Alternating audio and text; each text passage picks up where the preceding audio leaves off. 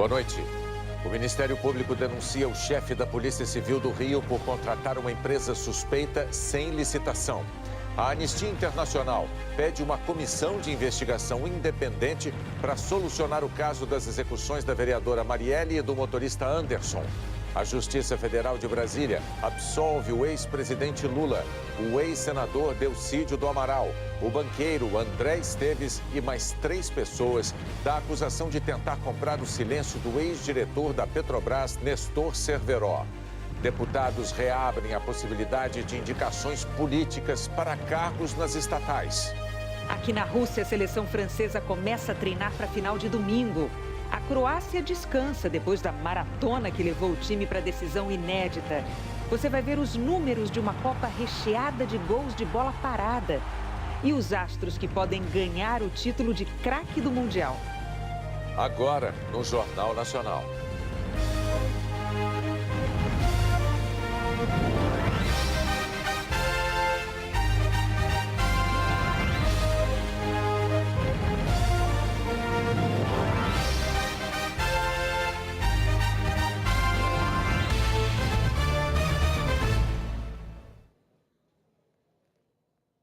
O Ministério Público Estadual do Rio denunciou hoje o chefe da Polícia Civil, Rivaldo Barbosa, que foi nomeado para o cargo depois da intervenção federal no setor da segurança pública.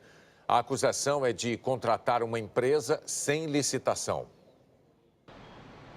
Eles são homens da lei, mas o Ministério Público afirma que, de forma surpreendente, o comando da polícia que investiga crimes também cometeu crime. E ainda comete. Desde março de 2017, a contratação de serviços de informática para as delegacias é feita sem licitação. E fora das hipóteses previstas em lei, dizem os promotores Cláudio Calo e André Guilherme de Freitas. Os 3 contratos já custaram 19 milhões de reais aos cofres públicos. Os 2 primeiros foram assinados pelo ex-chefe de polícia, Carlos Augusto Leba, com a empresa Planejar Terceirização e Serviços. E o último, pelo atual chefe de polícia, Rivaldo Barbosa, com a Montreal Informática. A justificativa para a dispensa da licitação é que era uma situação emergencial. O Ministério Público rebate, dizendo que foi só um pretexto para burlar a lei, porque contratos emergenciais não podem durar mais de 180 dias. Outros 2 delegados que trabalham na Comissão de Fiscalização de Contratos e também são denunciados, admitiram que as contratações emergenciais continuaram, mesmo depois dos avisos de que uma licitação era necessária. O Tribunal de Contas do Estado também já havia notificado o gabinete da chefia de polícia sobre as exigências e a orientação para que fosse feita a licitação. Deixar de fazer licitação fora dos casos permitidos por lei é um crime punido com até 5 anos de cadeia. Além da condenação, os promotores pediram que todos os delegados envolvidos sejam afastados imediatamente da função. Inclusive Rivaldo Barbosa, o atual chefe da Polícia Civil. Rivaldo assumiu o cargo em março. Ele foi escolhido pelos interventores da segurança pública no Rio de Janeiro. O Ministério Público afirma que a postura da administração superior da Polícia Civil destoa completamente da atitude do interventor federal, general Walter Braga Neto, que de forma preventiva, por causa da grave crise econômico-financeira do Estado e da precariedade de recursos públicos, consultou o Tribunal de Contas da União para saber em quais situações poderia fazer compras emergenciais. Os promotores argumentam que a postura da chefia da Polícia Civil afronta diretamente princípios constitucionais, como os da moralidade administrativa, da transparência e da razoabilidade. E dizem que os denunciados, por serem delegados de polícia, deveriam dar exemplo à sociedade. A Polícia Civil declarou que fez contratação de emergência para não paralisar o banco de dados, que desde 2016 tenta fazer a licitação, mas não tem conseguido por causa das dificuldades econômicas do Estado. E que 14 dias depois de assumir o cargo, Rivaldo Barbosa pediu que fosse feita uma licitação e mandou instaurar sindicância para apurar irregularidades. Rivaldo Barbosa disse que não foi ouvido e que repudia o oferecimento da denúncia. A Secretaria de Segurança e o Gabinete de Intervenção Federal declararam que aguardam a notificação judicial. O Jornal Nacional não conseguiu contato com o ex-chefe da Polícia Civil, Carlos Augusto Leba, nem com as empresas citadas na reportagem. A Anistia Internacional pediu que uma comissão independente acompanhe as investigações do assassinato da vereadora Marielle Franco e do motorista Anderson Gomes. Os crimes foram há 120 dias. As cobranças feitas hoje por manifestantes na Candelária, no centro do Rio, são as mesmas há 4 meses. Os pais de Marielle, que sempre apoiaram o trabalho da polícia, agora temem que ninguém seja punido. Me parece que está chegando para um ponto de uma impunidade, né? de uma estatística que a gente não vai deixar. Nem que eu vá sozinha para a rua, eu vou lutar pela vida da minha filha. A vereadora Marielle Franco, do PSOL, e o motorista Anderson Gomes foram mortos no dia 14 de março. Ao sair de um evento com mulheres negras, o carro onde ela estava foi perseguido pelos assassinos. A vereadora foi atingida por 4 tiros na cabeça, mas o material das câmeras de segurança de pouco adiantou. A maioria dos delegados da Divisão de Homicídios e 6 promotores participam da investigação. Até agora, ninguém foi indiciado. Durante as investigações, o interventor federal na segurança, general Braga Neto, deu alguma esperança. A investigação está indo muito bem, está indo bem. O que nós estamos buscando no caso são as provas, tá? São as provas. No mais, nada a declarar. Mas hoje nenhuma autoridade quis gravar a entrevista. Aos 30 dias, aos 60, aos 90, sempre protestos, lágrimas e mais cobranças. 4 meses depois, a principal linha de investigação, que aponta uma disputa política e territorial na zona oeste do Rio, não avançou. Quem veio participar hoje do protesto tem a sensação de que a solução desse crime ainda permanece distante. Em visita ao Rio, a paquistanesa Malala Yousafzai, vencedora do Prêmio Nobel da Paz, grafitou ontem o rosto da vereadora Marielle Franco numa comunidade da Zona Sul. Ela e todos se perguntam: quem matou Marielle e Anderson? A Anistia Internacional defende a criação de uma comissão independente para acompanhar o caso. A não solução desse caso, 4 meses depois, coloca em xeque a credibilidade das diversas instituições do sistema de justiça criminal responsáveis por investigar o caso. Nós não temos ainda nenhuma notícia, linha de investigação, quem foi, quem mandou, por que foi, e não temos essa resposta. A Secretaria de Segurança do Rio de Janeiro declarou que a investigação está sob sigilo. A Polícia Civil do Rio, com o apoio do Ministério Público Estadual, prendeu 12 suspeitos de integrar uma quadrilha que atraía as vítimas com anúncios falsos de venda de carros na internet. Os criminosos marcavam um encontro com o interessado na compra, que sofria um sequestro relâmpago e era vítima de extorsão.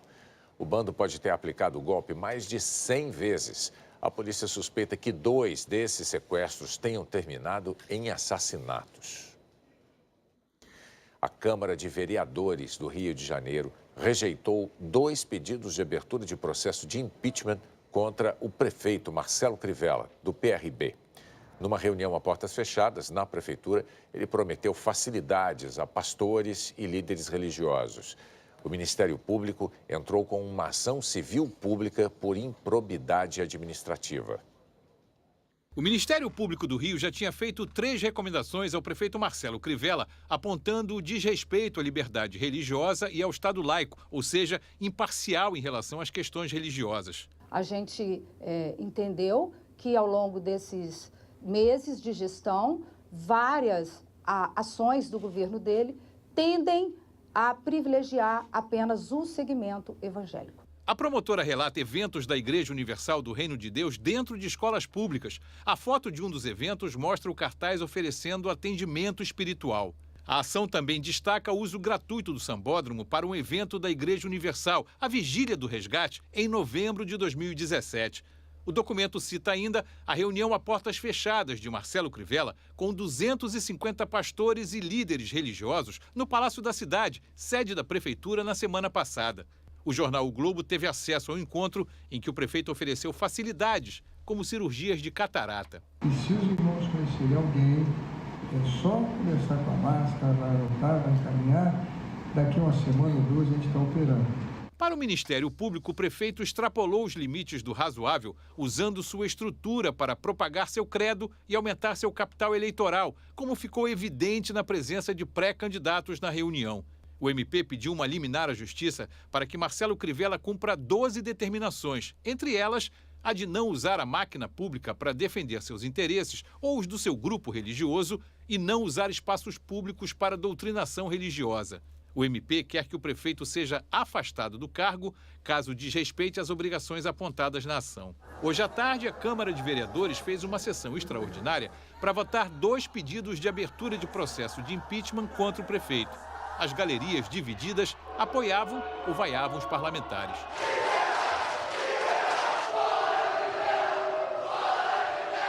Foram pouco mais de 3 horas de discursos. A partir daí, os vereadores partiram para a parte mais importante da sessão extraordinária de hoje. A votação para decidir se a Câmara aceita ou não a abertura do processo de impeachment do prefeito Marcelo Crivella. Os 2 pedidos foram arquivados por 29 votos contra e 16 a favor. Agora, o Ministério Público aguarda a resposta da Justiça sobre a ação civil pública. Eu acho lamentável que a gente tenha chegado a esse ponto na gestão do município do Rio de Janeiro. O papel do gestor é de neutralidade, é de trabalhar para garantir que todas essas liberdades possam ser expressadas, sem privilégio a nenhum segmento. A Prefeitura informou que ainda não foi notificada da ação civil pública. Marcelo Crivella disse que não havia embasamento jurídico nos pedidos de impeachment. A Igreja Universal declarou que não se tem notícia de qualquer acusação contra a instituição e que eventos comunitários são frequentemente realizados em espaços públicos, como praças e escolas. Em Brasília, deputados aprovaram mudanças que reabriram a possibilidade de indicações políticas para cargos de direção nas empresas estatais. A votação foi simbólica. O projeto tratava só das agências reguladoras. A Comissão Especial da Câmara aprovou mandatos de 5 anos para todas as agências, sem recondução para presidentes e diretores. Mas os deputados aproveitaram para incluir no texto mudanças que afrouxaram as regras para as estatais. Em 2016, deputados e senadores aprovaram a Lei de Responsabilidade das Estatais. Na época, uma resposta às denúncias de corrupção envolvendo empresas controladas pelo governo como a Petrobras. Um passo importante para profissionalizar a administração pública. Ontem, deputados da Comissão Especial aprovaram mudanças na lei que são vistas como um retrocesso na caminhada para acabar com o apadrinhamento político nas estatais. O texto volta a permitir que ocupantes de cargos em partidos políticos ou em campanhas eleitorais nos últimos 3 anos sejam indicados para as estatais. Volta a permitir também que parentes até 3º grau de dirigentes de partidos, deputados, senadores, vereadores, ministros, secretários de Estado e outras autoridades ocupem cargos nas empresas públicas. O deputado José Carlos Araújo, do PR, que propôs a mudança, disse que a lei é muito rígida. Contém critérios excessivamente restritos para indicação e composição do Conselho de Administração e diretorias de empresas públicas de sociedade de economia mista e suas subsidiárias, que não se apresenta razoável. Como a votação foi terminativa, o projeto vai direto para o Senado. Só será votado no plenário da Câmara se houver um recurso. Especialista em administração pública, o professor José Matias Pereira disse que a mudança, para beneficiar políticos, reduz a eficiência das estatais. Se você, na hora de fazer as indicações, o privilégio não é um mérito e passa a ser o privilégio político, nós sabemos que essas empresas estão fadadas ao fracasso. E quando nós falamos que essas empresas estão fadadas ao fracasso, nós estamos falando de empresas que não vão cumprir o seu papel e que vão dar enormes prejuízos que o cidadão comum, lá na ponta, vai pagar através da contribuição dos seus impostos. Então, isso é algo que não se pode permitir. Na série de votações que ameaçam as contas públicas, o Congresso Nacional derrubou a proibição de reajuste para servidores no ano que vem. Foi uma noite em que o Congresso abriu o cofre para despesas que o governo não tem como pagar. Poucos defenderam o controle de gastos. Nós não temos recurso para nada para o ano que vem. Nós já temos uma previsão de gastar 101% da receita com despesas obrigatórias. Nós não podemos ser irresponsáveis. Mesmo assim, deputados e senadores derrubaram uma medida essencial para o equilíbrio das contas públicas. Um artigo que vedava no ano que vem aumentos de salários de servidores e novas contratações, para não aumentar os gastos com pessoal. A gigantesca folha de pagamento representa a segunda maior despesa do orçamento, bancado pelo dinheiro do contribuinte. Gastos de 300 bilhões de reais. Fica atrás só da Previdência. Além disso, os parlamentares também retiraram do texto um dispositivo que previa que o governo reduzisse gastos de custeio. A proposta inicial era um corte de 10%, depois caiu para 5% e terminou em 0%. Hoje, o presidente do Senado, Eunício Oliveira, do MDB, disse que o Congresso agiu com responsabilidade. Cabe ao parlamento emendar, mudar a Constituição, fazer leis, modificar leis, tornar leis sem efeito, é próprio do parlamento. Então, eu, para ser sincero, saio daqui hoje com muita tranquilidade de que nós fizemos o que era possível ser feito e cumprimos aqui com a nossa obrigação. Estão ainda no Congresso outras medidas que podem causar mais impacto. O governo federal estima mais de 50 bilhões de reais. A maior, 39 bilhões de reais, pode vir da proposta que obriga a União a compensar estados e Distrito Federal por perdas com o ICMS. A proposta está na Câmara. O próximo governo vai encontrar um país com a situação financeira ainda mais grave. Para pagar as despesas correntes, como salários e outros gastos da máquina pública, o futuro presidente da República vai ter de pedir autorização ao Congresso para gastar mais do que tem. O buraco estimado é de 260 bilhões de reais, projeção do próprio Tesouro. O Conselho de Ética da Câmara arquivou ontem por 11 votos a 1 o processo que poderia levar à cassação do deputado Celso Jacó, do MDB. Ele foi condenado na Justiça a 7 anos e 2 meses de prisão por falsificação de documento público e dispensa de licitação quando era prefeito de Três Rios, no Rio de Janeiro.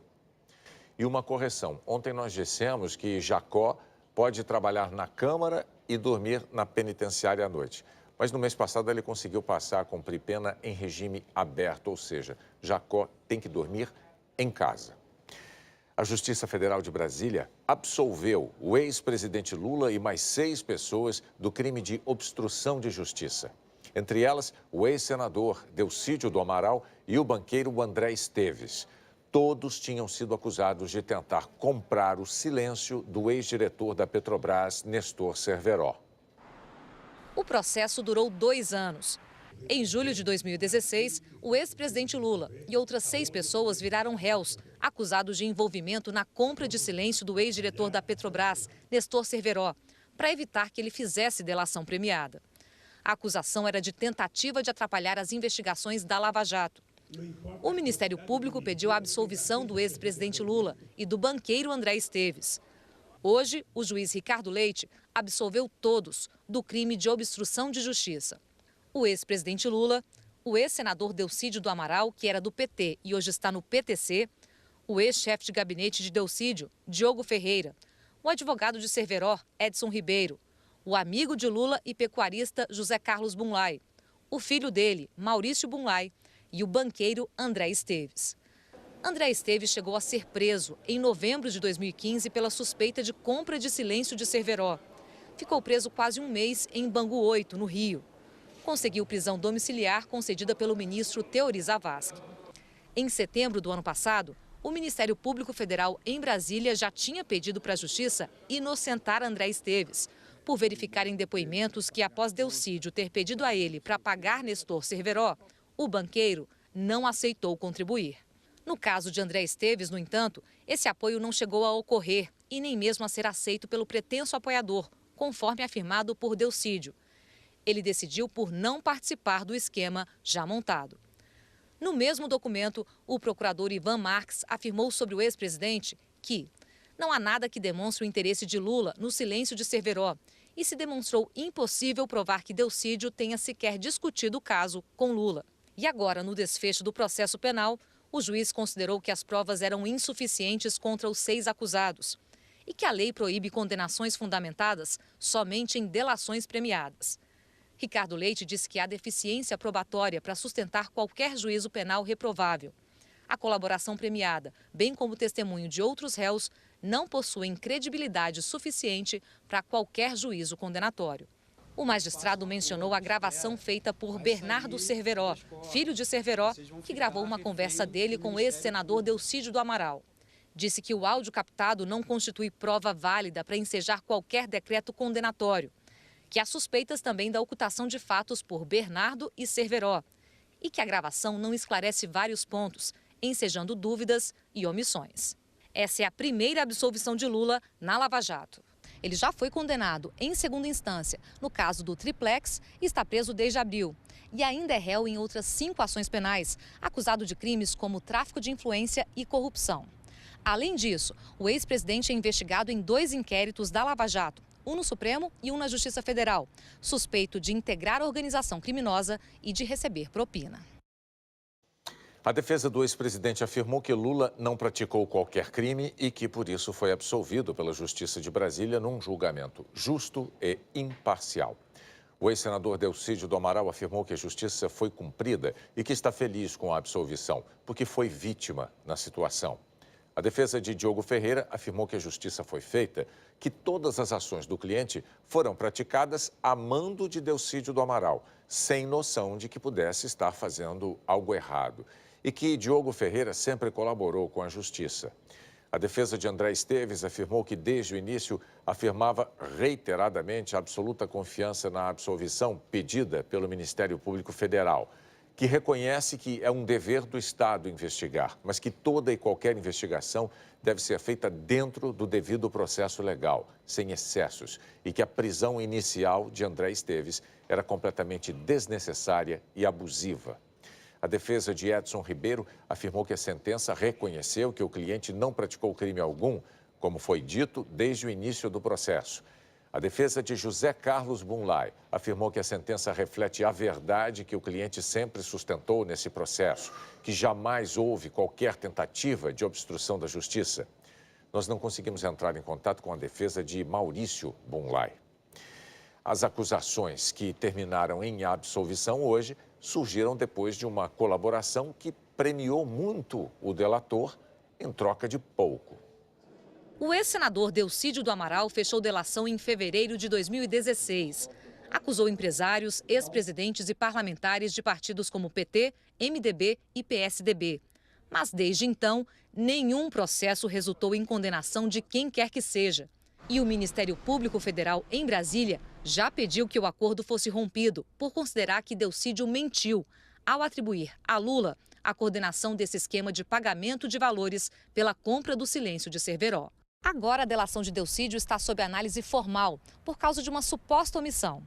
No mês passado, o ministro Edson Fachin, do Supremo Tribunal Federal, autorizou a Procuradora-Geral da República, Raquel Dodge, a apurar por que Delcídio, na delação, não citou propina a 2 políticos, o ministro da Agricultura, Blário Maggi, do Progressistas, e o deputado Zeca, do PT. E só falou sobre isso em depoimentos posteriores. Recentemente, um dos inquéritos abertos contra Aécio Neves, do PSDB, com base na delação de Delcídio, foi arquivado pelo ministro Gilmar Mendes, por falta de provas e sob a alegação que a investigação estava demorando. A PF havia pedido arquivamento, mas a PGR queria continuação do caso na primeira instância. A delação de Delcídio ainda está sendo usada em investigações em andamento. Investigadores dizem que só ao final será possível saber se alguma declaração dele será efetiva na condenação de criminosos. A Lava Jato prendeu Delcídio em novembro de 2015. Ele foi solto em fevereiro de 2016, assim que fechou delação. O acordo prevê que a pena máxima para todos os processos que ele responder é de 15 anos de prisão, mas não em regime fechado, e multa de R$1,5 milhão. Delcídio vive hoje em Campo Grande, longe da cadeia. Outra delação que pouco ajudou até agora as investigações é a de Sérgio Machado, ex-presidente da Transpetro. Ele nunca chegou a ser preso. Pelo acordo, ele cumprirá a pena de no máximo 20 anos ao fim do processo, se for condenado. Sérgio Machado vive nesta mansão em Fortaleza e devolveu aos cofres públicos R$75 milhões que teria recebido de propina. Ele gravou políticos do MDB. O inquérito aberto a partir da delação para investigar os senadores Renan Calheiros, Romero Jucá e o ex-presidente da República, José Sarney, foi arquivado. A suspeita era de que os três estavam tentando atrapalhar as investigações da Lava Jato. No relatório em que propôs arquivamento, a Polícia Federal disse que a colaboração mostrou-se ineficaz, razão pela qual entende-se não ser o colaborador merecedor de benefícios processuais. O então Procurador-Geral da República, Rodrigo Janot, ao defender que a investigação fosse arquivada, disse que a divulgação de áudios gravados por Machado impediu os planos de políticos de obstruir a justiça. Ainda estão em andamento as investigações abertas com base na delação dele, que apuram se senadores e deputados do MDB se associaram para desviar dinheiro da Petrobras. A delação dele foi usada em denúncias. Na que envolve o presidente Michel Temer e ministros Eliseu Padilha e Moreira Franco, e na acusação formal sobre desvios na Petrobras envolvendo os senadores do MDB. Nesse caso, Machado também foi denunciado. Desde que as delações foram tornadas públicas, todos os citados têm negado as acusações. Meu nome é Tom Silva, eu falo da cidade de Nova Lusitânia, interior de São Paulo, e o Brasil que eu quero para o futuro é um Brasil de igualdade social, respeito às mulheres e também a valorização da educação para todas as crianças. E assim, o nosso Brasil terá um futuro melhor. Meu nome é Meirizan Alves, falo do assentamento Santa Teresa, município de Santa Rosa do Tocantins, um assentamento esquecido. O Brasil que eu quero é um Brasil sem corrupção e a hora é agora. Vamos escolher bem nossos candidatos, vamos mudar nosso Brasil. Nós precisamos, nós merecemos e nós somos capazes. Flávio Cunha, eu falo aqui de Israelândia, Goiás. É o Brasil que eu quero, um Brasil onde as obras comecem e terminem. O governo anunciou a reforma da GO 060 e só fizeram 26 quilômetros. Aqui é Alessandro de Ibicoara, Bahia. O Brasil que queremos é que todos os nossos governantes deixem de lado a corrupção e olhem com os bons olhos para todos nós pequenos agricultores, valorizando a nossa agricultura para que assim nosso país possa gerar mais emprego e mais renda. Meu nome é Celina Bento de Jesus, moro em Balneário Arroio do Silva, no sul de Santa Catarina. O que eu quero para o Brasil do futuro é que seja um Brasil mais humano, mais honesto, bons administradores. Sou Leonice Alves Brito, moro aqui na cidade de Nova Era do Maranhão. Queria que os professores fossem bem pagos, somos trabalhadores sofridos e que peço que todo mundo se une com amor.